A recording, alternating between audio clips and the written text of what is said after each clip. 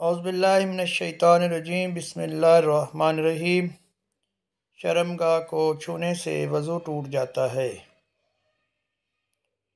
हज़रत अरवा बिन ज़ुबैर से रिवायत है कि मैंने हज़रत मरवान बिन हुक्म के पास गया और हम लोग नवाक़त से वज़ू का ज़िक्र कर रहे थे, तो हज़रत मरवान बोले कि शर्मगाह को छूने से भी वज़ू टूट जाता है।